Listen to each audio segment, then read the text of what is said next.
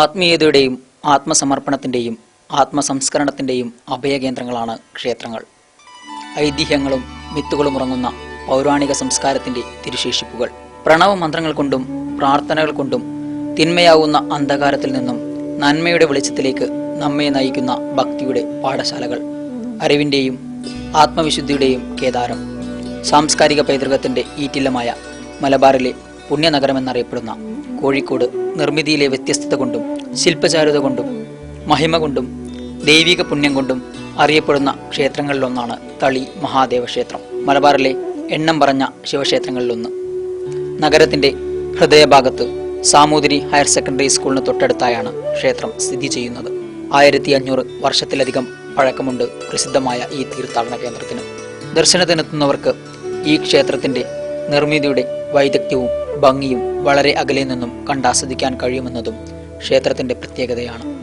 തളി മഹാദേവ ക്ഷേത്രത്തിൻ്റെ അഭിവൃദ്ധിയുടെയും ഐശ്വര്യത്തിൻ്റെയും വികസനത്തിൻ്റെ കാഴ്ചകൾ തെളിയുന്നുണ്ട് തളിയിലും സമീപ പ്രദേശങ്ങളിലും. ശിവക്ഷേത്രത്തിനുള്ളിലെ ഗണപതിയുടെ 2 പ്രതിഷ്ഠകളാണ് മറ്റ് ശിവക്ഷേത്രങ്ങളിൽ നിന്നും ഈ ക്ഷേത്രത്തെ ഏറെ വ്യത്യസ്തമാക്കുന്നത്. നാട്ടുരാജാക്കന്മാരുടെ മേൽക്കോയ്മകൾക്കും നിരവധി പ്രാദേശിക യുദ്ധങ്ങൾക്കും ടിപ്പു സുൽത്താൻ്റെ പടയോട്ട കാഴ്ചകൾക്കും സാമൂതിരി രാജാക്കന്മാരുടെ അരിയിട്ടുവാഴ്ചകൾക്കും സാക്ഷ്യം വഹിച്ചിട്ടുണ്ട് ഈ ദേവാലയം. ക്ഷേത്രാരാധനയ്ക്ക് ഏറെ പ്രാധാന്യം കൽപ്പിച്ചിരുന്ന ഒരു ചരിത്രകാലത്തെ പഠിക്കാനും വിലയിരുത്താനും ഗവേഷണത്തിനായും വരുന്നവർക്ക് മുൻപിൽ പ്രൗഢിയോടെ തലയുയർത്തി നിൽക്കുന്നുണ്ട് ഈ ദേവസ്ഥാനം. പുണ്യവും പാപവും വേർതിരിച്ച് ആത്മശുദ്ധിയുടെ നല്ല സംസ്കാരം പകർന്നു നൽകുന്ന ക്ഷേത്രങ്ങൾക്ക് പറയാൻ ഒരുപാട് ചരിത്രമുണ്ടാകും. മറ്റേതൊരു ക്ഷേത്രങ്ങളെക്കാളും പൗരാണികതയുടെ തിരുശേഷിപ്പുകൾ ഉറങ്ങുന്ന തളി മഹാദേവ ക്ഷേത്രത്തിനും പറയാനുണ്ട് വിസ്മൃതിയിൽ മറഞ്ഞ ആത്മീയ തീർത്ഥാടനത്തെക്കുറിച്ച്.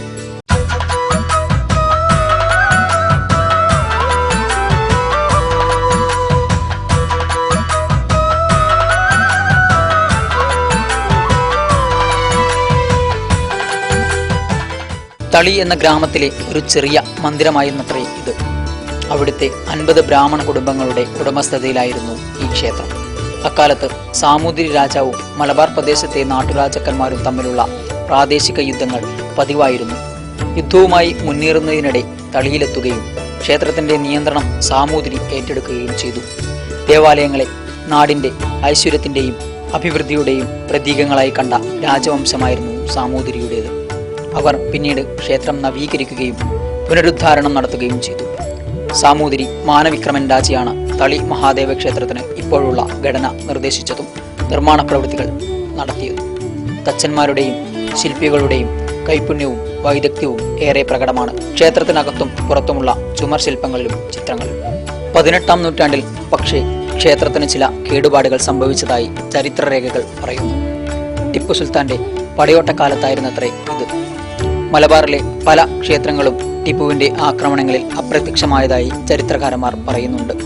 തളി മഹാദേവ ക്ഷേത്രം ടിപ്പുവിന്റെ ആക്രമണത്തെ അതിജീവിച്ചു എന്ന് പറയപ്പെടുന്നു. പിന്നീട് ബ്രിട്ടീഷ് ആധിപത്യത്തിനു കീഴിൽ ഹൈന്ദവ ആരാധനാലയങ്ങൾക്ക് വലിയ പ്രാമുഖ്യമുണ്ടായിരുന്നില്ല. 20-ാം നൂറ്റാണ്ടിൽ കൃത്യമായി പറഞ്ഞാൽ 1964-ലാണ് ക്ഷേത്രം പുതുക്കിപ്പണിഞ്ഞത്. തളിയിലെത്തിയാൽ വലിയ ക്ഷേത്രഗോപുരമാണ് നമ്മെ ആദ്യം വരവേൽക്കുക. ക്ഷേത്രത്തിനുള്ളിൽ നമസ്കാര മണ്ഡപം, അഷ്ടദിക്പാലകരും നവഗ്രഹങ്ങളും കിരാതാർജുനീയവും സ്വാഗതം ചെയ്യും. രഥാകൃതിയിൽ നിർമ്മിച്ച ശ്രീകോവിലിനുള്ളിൽ 4 ചുവരുകൾ. മറ്റ് ശിവക്ഷേത്രങ്ങളിൽ നിന്നും വ്യത്യസ്തമായി 2 വിഘ്നേശ്വര പ്രതിഷ്ഠകൾ, തളി ഗണപതിയും ദേവാരത്തിൽ ഗണപതിയും. തളി ക്ഷേത്രത്തിലെ ഗണപതി ഹോമ ചടങ്ങിനുണ്ട് പ്രത്യേകത. എഴുന്നേറ്റ് നിന്നുകൊണ്ടാണത്രേ ഇവിടെ ഗണപതി ഹോമക്രിയകൾ പൂജാരികൾ നടത്തുന്നത്. ക്ഷേത്രത്തിൽ ഗണപതി ഹോമം ഏറ്റവും പ്രധാനപ്പെട്ടതാണ്. ആ ഗണപതി ഹോമം നിന്നിട്ടാണ് ചെയ്യുക, വേറെ ഒരു ക്ഷേത്രത്തിലും കാണില്ല. അതിന് പ്രത്യേക കാരണം കൂടി എന്താ വെച്ചാൽ, പണ്ട് ഈ എല്ലാ ക്ഷേത്രങ്ങളും കാമരിപ്പണ്ട ക്ഷേത്രങ്ങൾ ഒരുപാടുണ്ടല്ലോ, അവിടുത്തെ തന്ത്രിമാരൊക്കെ ചേനാസം ഒരുപാടുമാരാണ്. അപ്പോൾ ഒരു പ്രാവശ്യം ഒരു ഇല്ലത്തുനിന്ന് ഒരു ഉണ്ണിയംപോരിയ അവസരം ഉണ്ടായിരുന്നുള്ളൂ. അപ്പോൾ ആ ഉണ്ണിയംപോരിയാണ് ഇവിടെ ഗണപതി കളിക്കാൻ വന്നത്. കർക്കിടകത്തിലെ 31 ദിവസവും ഗണപതിയുമുണ്ട്. ആ ഗണപതി കളിക്കുമ്പോൾ ഈ ഉണ്ണിയംപോരി പെട്ടെന്ന് നീച്ചിട്ട് ഇതെല്ലാം ഹോമിച്ചിട്ട് പോവുകയാണ്, പൂജ നടത്തുന്നില്ല എന്നൊക്കെ ബാക്കിയുള്ള നമ്പൂരിക്കാരും കഴവക്കാരും പോയിട്ട് കംപ്ലൈൻറ്റ് പറഞ്ഞു. ആ കംപ്ലൈൻറ്റിൻ്റെ അടിസ്ഥാനത്തിൽ രാജാവ് ഈ ഉണ്ണിയംപോരീനെ വിളിച്ച് ചോദിച്ചു എന്താ സംഭവം. സംഭവം അങ്ങനെയാണ്, ഞാനെന്താ ചെയ്യുക, ഗണപതി വായ തുറന്നു വന്നാൽ ഞാൻ പൂജ ചെയ്യട്ടെ എന്ന് പറയാൻ പറ്റുമോ എന്നൊരു ചോദിച്ചു. അപ്പോൾ ആ സന്ദർഭത്തിൽ അദ്ദേഹം പറഞ്ഞാൽ ഇതെന്താ വിഡിതം പറയണ ഉണ്ണിയെന്ന് ചോദിച്ചപ്പോൾ വേണമെങ്കിൽ അങ്ങേക്ക് വന്ന് കാണാമെന്ന് പറഞ്ഞു. അങ്ങനെ പിറ്റേ ദിവസം സാമൂരിപ്പാട് കാണാൻ വരിക. ഗണഹോമം നടക്കുമ്പോൾ ഒരു കണ്ണ് പൊത്തിയിട്ട് കണ്ടാൽ മതി എന്ന് പറഞ്ഞു. അത് കാരണം ആ ഒരു കണ്ണ് പൊത്തിയിട്ടാണ് അദ്ദേഹം കണ്ടത്. ആ കണ്ട കണ്ണ് പോയി എന്നാണ് ചരിത്രം. അതുകൊണ്ടാണ് ഇവിടെ നിന്നിട്ടാണ് ഗണഹോമം. ക്ഷേത്രത്തിനുള്ളിലെ ചുമരുകളിൽ കല്ലിൽ കൊത്തിവെച്ച ദേവന്മാരും ദേവതകളും പരമശിവന്റെ പരിവാരങ്ങളും അടങ്ങുന്ന ശില്പങ്ങൾ പഴയകാല കരവിരുതിൻ്റെയും കഴിവിൻ്റെയും പ്രതിരൂപങ്ങളാണ്. പ്രകൃതിയും മനുഷ്യനും ഒന്നാണെന്ന് നമുക്ക് തോന്നുന്നത് ഈ കലാസൃഷ്ടി കാണുമ്പോഴാണ്. മഹാദേവനും മഹാവിഷ്ണുവും ചേർന്ന് വാഴുന്ന ഈ ക്ഷേത്രം ആചാരങ്ങൾ കൊണ്ടും ആഘോഷങ്ങൾ കൊണ്ടും പ്രസിദ്ധമായ പണ്ഡിത സദസ്സ് രേവതി പട്ടത്താനം തളി ക്ഷേത്രവുമായി ബന്ധപ്പെട്ടായിരുന്നു നടന്നിരുന്നത്. സംസ്കൃത പണ്ഡിതന്മാരുടെ മത്സര സദസ്സാണ് രേവതി പട്ടത്താനം എന്നറിയപ്പെടുന്നത്. തുലാമാസത്തിലെ രേവതി നാളിലാണ് ഇത് നടക്കുന്നത്. തർക്കം, വ്യാകരണം, മീമാംസ, വേദാന്തം തുടങ്ങിയ വിഷയങ്ങളിൽ 7 ദിവസം നീണ്ടു നിൽക്കുന്ന വിദ്വൽ സദസ്സിന് പങ്കെടുക്കാൻ ദക്ഷിണ കേരളത്തിൽ നിന്നും പണ്ഡിതന്മാർ എത്തിയതായി പറയപ്പെടുന്നു. രേവതി പട്ടത്താനം എന്ന് പറഞ്ഞു കഴിഞ്ഞാൽ അത് ഞാൻ പറഞ്ഞല്ലോ, ഈ വിദ്വൽ സദസ്സാണ്. വിദ്വൽ എന്ന് പറഞ്ഞാൽ തർക്കം, ശാസ്ത്രം, മീമാംസ, വേദാന്തം, വേദം എന്നിവയെ പറ്റിയിട്ടുള്ള തർക്കങ്ങളാണ്. അപ്പോൾ ഈ തർക്കങ്ങൾ ഇവിടെ നടന്നിട്ടുണ്ടായിരുന്നു. അത് വന്നിട്ട് പരദേശ ബ്രാഹ്മണരാണ് അറിയുന്നത്.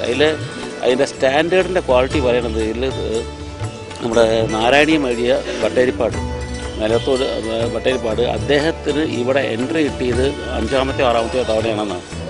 അപ്പോൾ അത്രയും യോഗ്യന്മാർ പങ്കെടുക്കുന്ന ഒരു സ്ഥലമാണ്. അപ്പോൾ ഇവിടെ സ്ഥിരമായിട്ട് പരദേശ ബ്രാഹ്മണർ, പുറമേ ഉള്ള ആൾക്കാർ, കർണാടക, തമിഴ്നാട്ടിലെ ബ്രാഹ്മണരാണ് ഇവിടെ വന്നിട്ട് അത് തർക്കം ശാസ്ത്രം ജയിച്ചു പോയിട്ടുണ്ടായിരുന്നു വേദാന്തത്തിൽ. മത്സരത്തിൽ വിജയിച്ചയാൾക്ക് നൽകുന്നത് ഭട്ടസ്ഥാനമാണ്. ഇതാണ് പിന്നീട് പട്ടത്താനമായത്. വിജയിക്ക് 101 പുത്തൻ പണം സമ്മാനിക്കുന്നത് നാമൂതിരിയുടെ മന്ത്രിയായ മങ്ങാട്ടച്ചനാണ്. മേൽപ്പത്തൂർ ഭട്ടതിരിപ്പാടും ഉദ്ദണ്ഡശാസ്ത്രികളുമെല്ലാം ഈ വിദ്വൽ സദസ്സിനെ കീഴടക്കിയവരാണ്. ഇപ്പോഴും പ്രതീകാത്മകമായി ഇവിടെ പട്ടത്താന സദസ്സ് സംഘടിപ്പിക്കുന്നു.